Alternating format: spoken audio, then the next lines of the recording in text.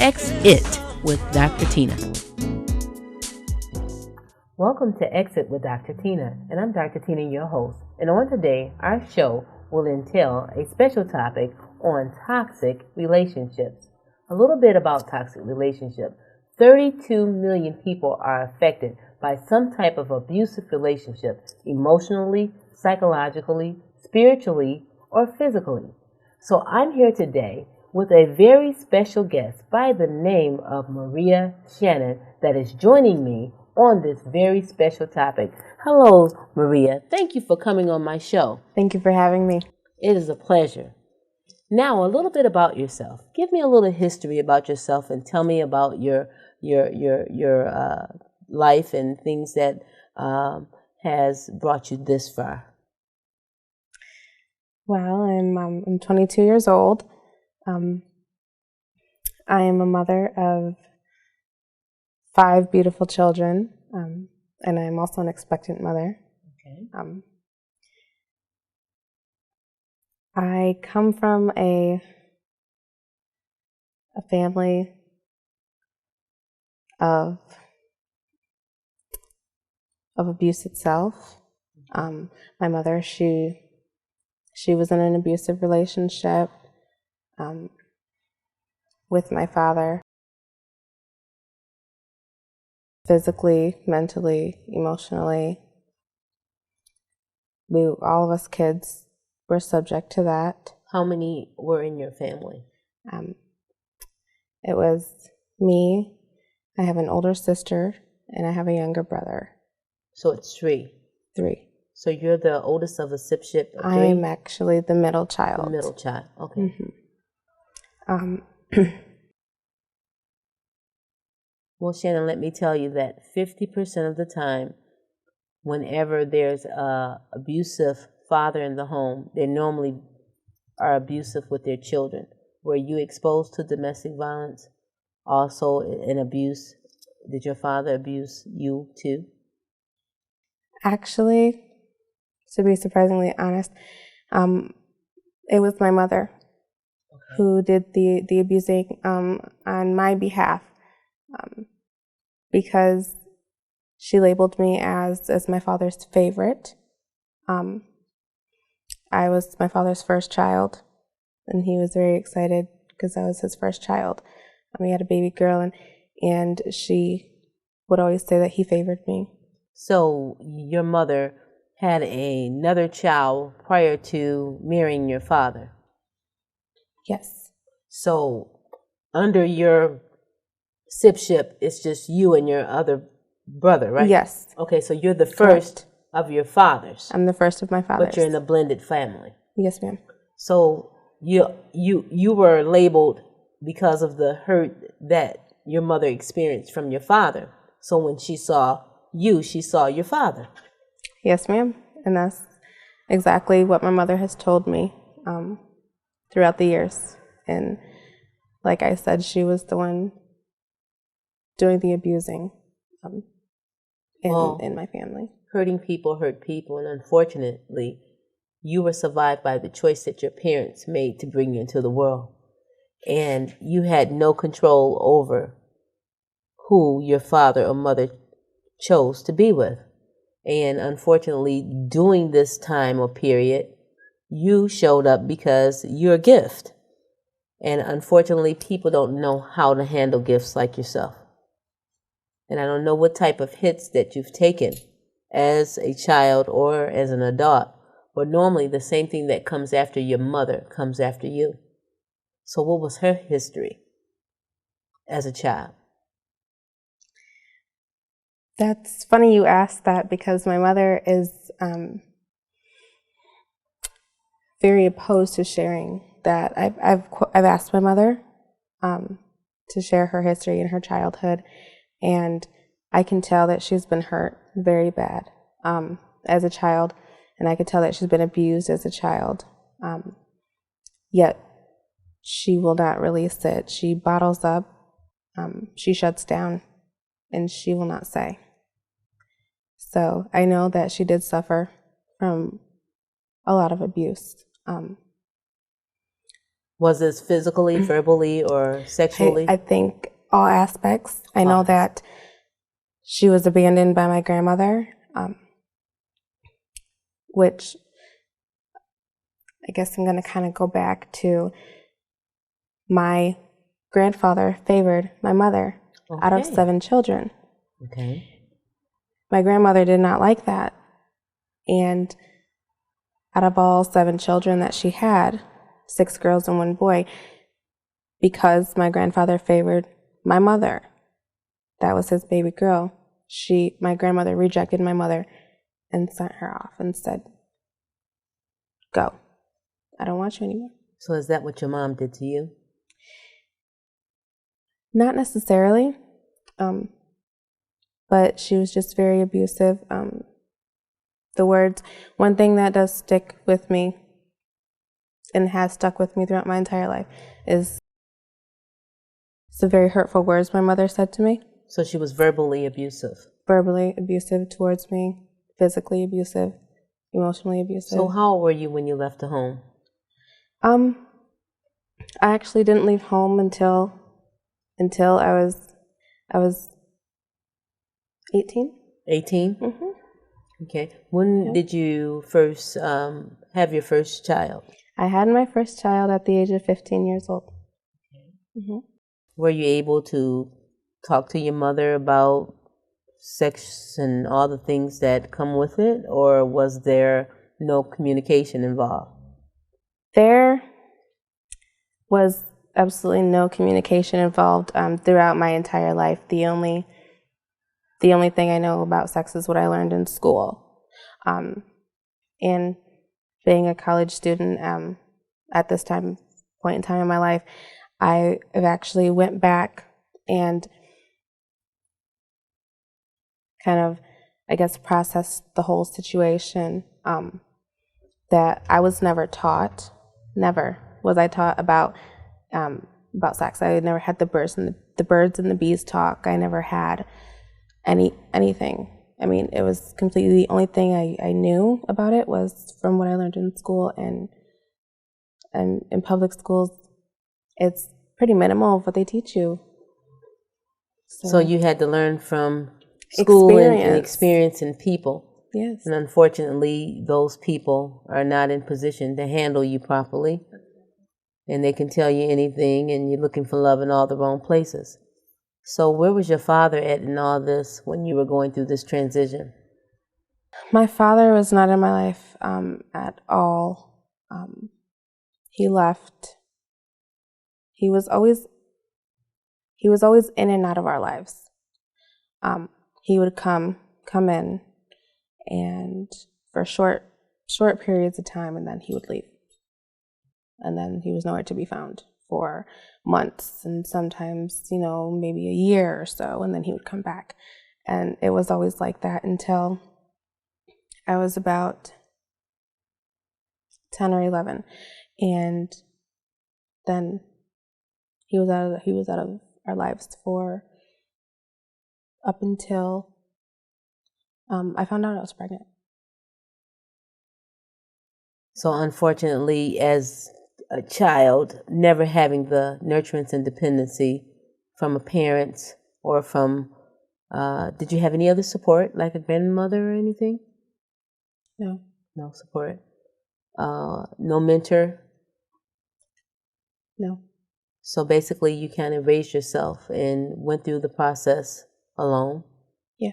Yes. Well, it appears that you're experiencing a lot of pain right now. Yes. Are you ready to deal with it? Yes. Well, let me just say this. Sometimes we go through a cycle called generational and curses and generational cycles that is handed down from generations. And it appears to me that you've been one of the victims of this cycle, and it's up to you to stop it. And what I'm here today for is to confront the thing that is challenging your generation. You are the Joshua generation, and we should be able to put things in place, prevention, in order to be able to make your life work for you. And I'm here to give you the tools to do it. Are you ready to do it? Yes, ma'am. Well, I'm looking forward to it. We're going to deal with it. and we're going to deal with it today. Maria Shannon, are you ready to deal with it? Yes, ma'am. Well, let's do it.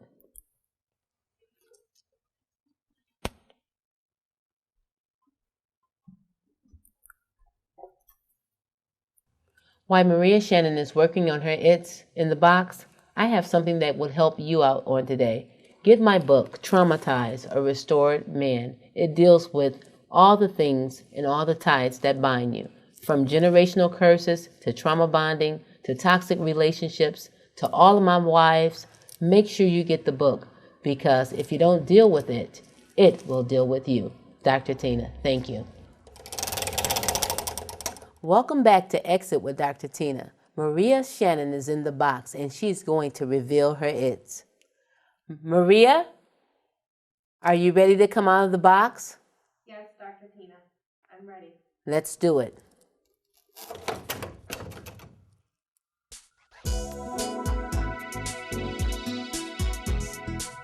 So glad you made it back. You can have a seat. We're going to deal with some of these It's on the board. I see, Maria, that you have love, why, fear, abuse, anxiety, happy, and pain. There's so many mixed messages in this It will. But let's just deal with one of them, the pain. What is your pain level? Right now, From 1 to 10.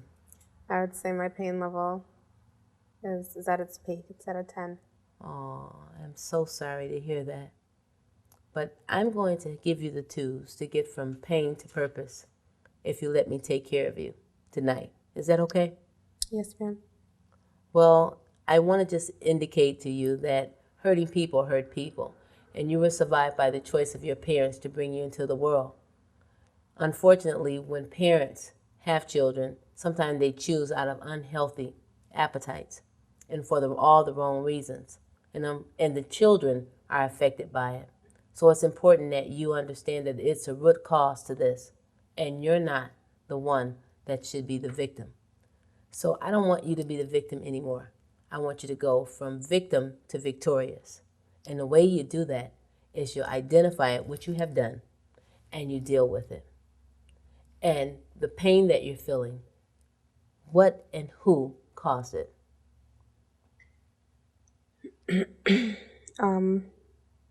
I'd have to say that a relationship that I'm very recently getting out of has caused me a lot of pain, a lot of questioning. Was it verbally or emotionally or physically abusive? It was everything wrapped into one. All those emotions have played a significant part in the relationship, and it's hard. Is that the father of the child that you're carrying right now? Yes, ma'am. Yes, ma'am. He actually decided he just didn't want to be a dad anymore. He didn't want to be a boyfriend anymore, a fiance anymore. He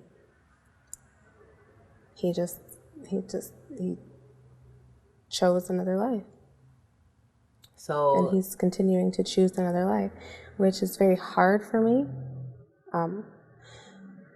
Very hard for me because out of all my relationships, this is actually the first relationship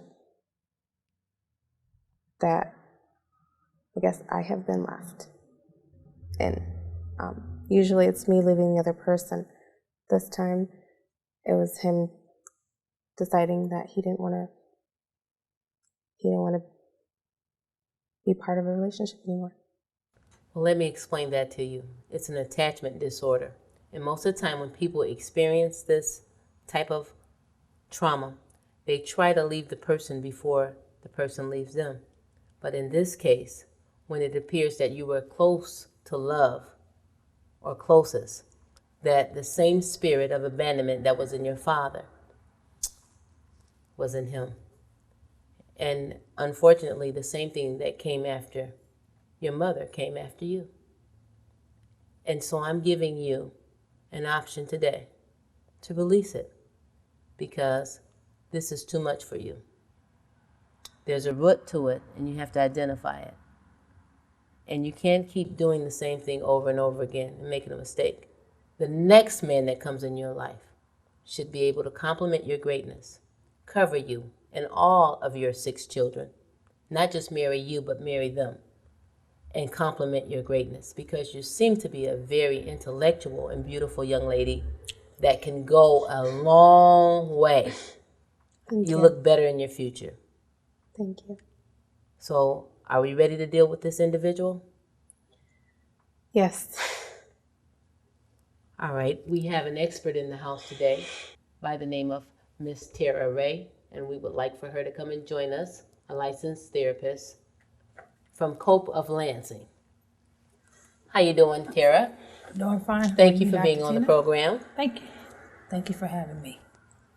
You know, we were just talking about how she said she was so into leaving people before they left her, but in this last case, he was able to leave her before she had the opportunity. And I was trying to tell her the root is an attachment disorder because of trauma-induced pain. Can you share a little bit about that?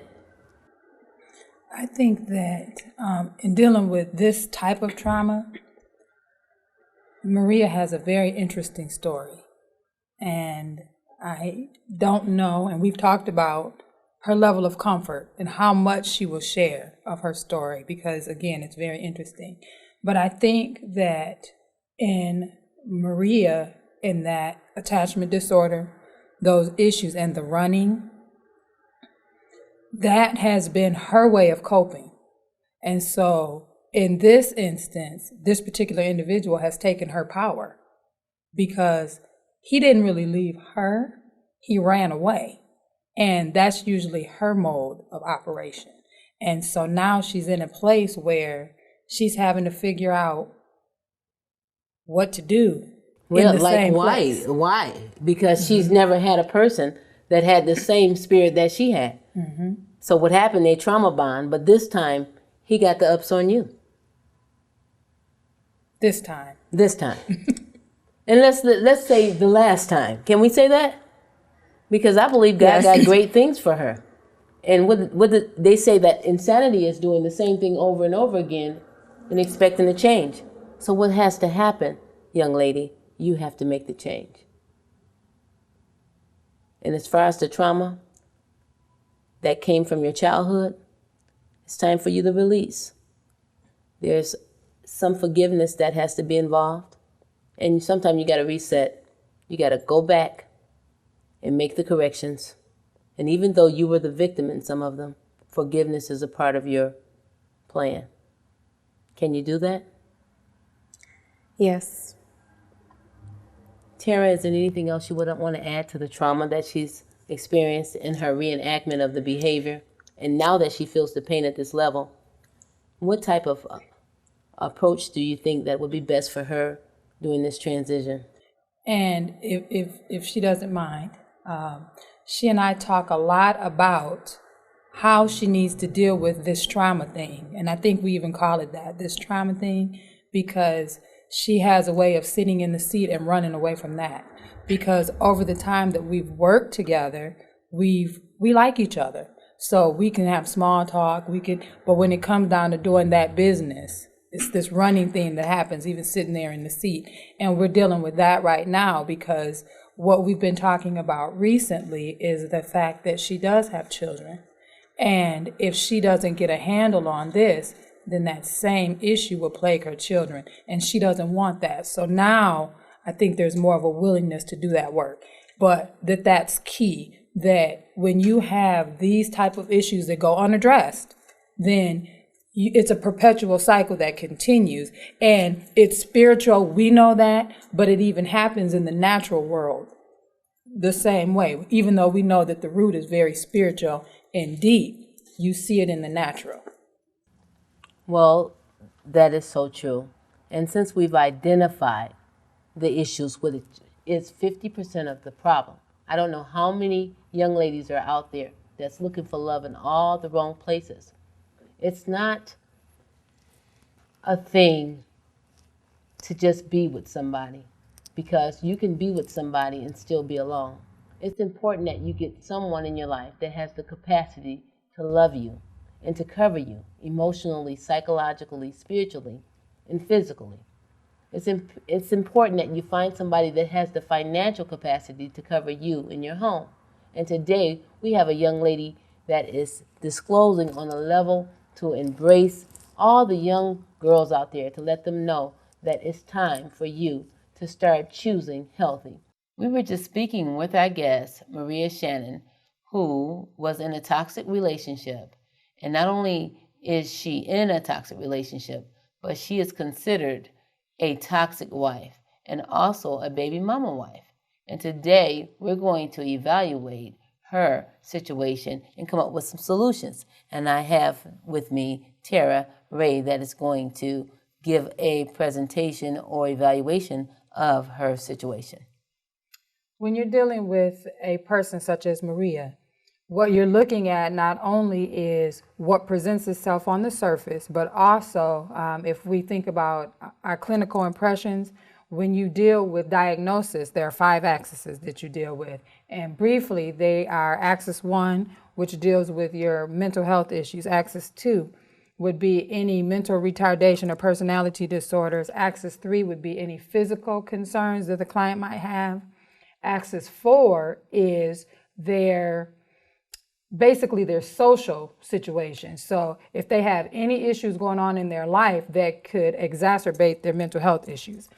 And axis 5 is a global functioning score. And I would say that Maria, if we work backwards, her global functioning score would be about a 65, which means that she's functioning, but she's got a lot of work to do. She's got some struggles. She presents very well, but if you look at some of those axis 4 things, she's got problems with her primary support system. She's had involvement in other systems that have impacted her life. She might be dealing with some pervasive poverty type issues. She might have housing issues. All of those things would qualify on axis 4, and they will affect her global functioning. Well, wouldn't you think that, seeing that she's a bright girl, but because she has, 4 children, 5 children? Almost 6. Well, let's say, how many baby daddies are we talking about? 4. Never legally married. No. Normally live together partners. Yes. So what do we have here? We have a person that has not been able to do what? Totally depend on her primary support system, which is herself. Because It looks like most of these men are deadbeat dads. That's how she would describe them, yes. So how do you put together a plan for someone like Maria? Anytime you can lay down and have sex and deliver a seed, then you need to know how to work. Mm-hmm. If a man don't work, he don't eat, right? Mm-hmm. And if you have children, you're supposed to protect your children. Now, what type of state are these men in that she's, trauma bonding with? Anywhere from pervasive mental illness to possibly dealing with some issues that would lead to some of those axis 2 things that we've talked about, which could be either a personality disorder or some mental retardation kind of issues. So all the men that she have chosen have some type of emotional injury that they don't have the capacity to cover her or her children. That's right. And not one out of the 5 baby daddies. 4 baby daddies and 5 children are able to meet those standards. No, not one. So what type of plan do we put in? Because I'm not just saying this just to say it, but there's some people out there that may be under the wife of what we call the baby mama wife. Maybe you never legally married, but let me tell you, there's hope for you. There's hope for you. You need to get into therapy and identify some of these things that are causing you to reach for people that do not have the emotional or intellectual or what I call the psychological capacity to cover you. And that is important. And if they don't have the capacity, not only that, financial capacity, they're putting you in a position where you are multiplying as what we call baby mama wives. Now, 72% of Detroit males are not in the home. And most of the people are single parents. Now, we need to do something about this. And if the man is not in place, I always say this: women are misplaced and children are displaced. So we have all these children are being displaced and they're not being covered properly. And I think that it's time for a plan. And that's one of the wives that I want to make sure that we help and reset and get rid of the defaults so that they can live productive lives and one day choose a healthy man that can cover them emotionally, psychologically, spiritually, physically, and financially. And the sexual part can come later. But right now, let's just pass, they're putting that first. But I'm saying let's put it in order. There are some things that we need to do. And if we don't start with this generation, what's going to happen? It's the living your life intentionally started for her with a goal because she's doing a lot better. She really is. It started with the goal. And one of those rules is you can't do anything contrary to your goal. So if you see yourself moving that way, which is part of that cognitive restructuring, you do something in your behaviors to step back. And that's part of it. You step back, you take an inventory of what you got going on, and then you make a different decision. And that happens every single solitary day in her life. And the first day that she chooses not to do that is when she has a fallback. So this is a constant struggle and battle, but the success is in the fact that she can get back up again and go to the next day. We're going to deal with it right now. And if you would join me in this commitment, I would love for you to hold hands with me for a release. Is that okay? Are you ready? Yes, ma'am. Okay. Well, before we do that, let's see if we can get you to spin the wheel.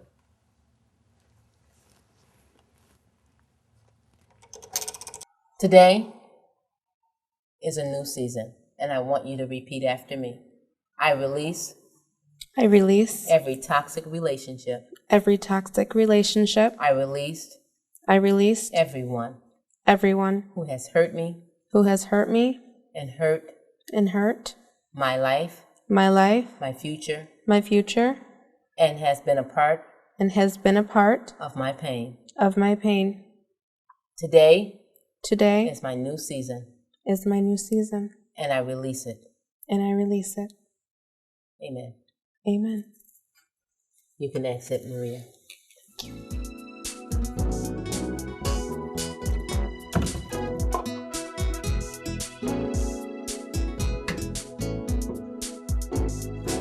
It will work if you work it.